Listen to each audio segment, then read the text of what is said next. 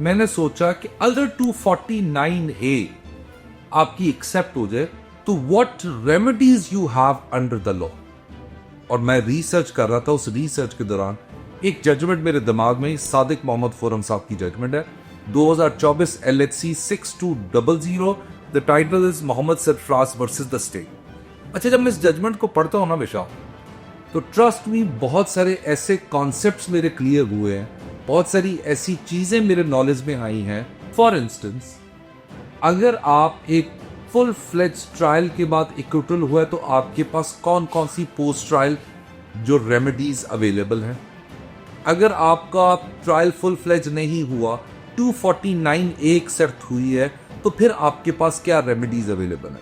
सो इस प्रोपोजिशन को केटर करने के लिए मैं इसी केस की प्रोपोजिशन लाता हूं। होता ही है, एक केस FIR दर्ज होती है और फर्द जुर्म लग जाता है इसके अंदर, और फर्द जुर्म लगते साथ ही जो वकील साहब है वो 249A मूव कर देते हैं और जज साहब उसको एक्सेप्ट कर लेते हैं।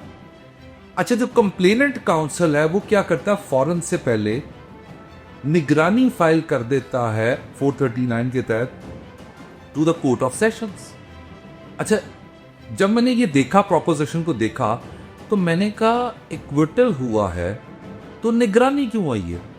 लेकिन वो जब निगरानी आई तो मैं जब उस जजमेंट को पढ़ रहा था, उस जजमेंट को पढ़ने के दौरान होता क्या है कि जो एडिशनल सेशन जज साहब है वो उस निगरानी को एक्सेप्ट करते हुए डायरेक्शन देते हैं ट्रायल कोर्ट को कि इसका जो ट्रायल है वो रीट्रायल किया जाए, एविडेंस रिकॉर्ड की जाए। अब इस ऑर्डर को 561A के अंदर, क्रिमिनल मिसलिनियस M के अंदर, ऑनरेबल लाहौर हाई कोर्ट के अंदर उसे असील किया जाता है, जो कि सादिक मोहम्मद खुर्रम साहब के साथ पास जो है ना वो केस आता है। अच्छा, हिज लॉर्डशिप में से जैसे सादिक मोहम्मद खुर्रम साहब इस प्रोपोजिशन को ले आउट करने के बाद कहते हैं ये देखना पड़ेगा इस यहाँ पे कि अगर 249A इज इक्विटल तो देन हाउ निगरानी इज मेंटेनेबल, क्वेश्चन नंबर 1।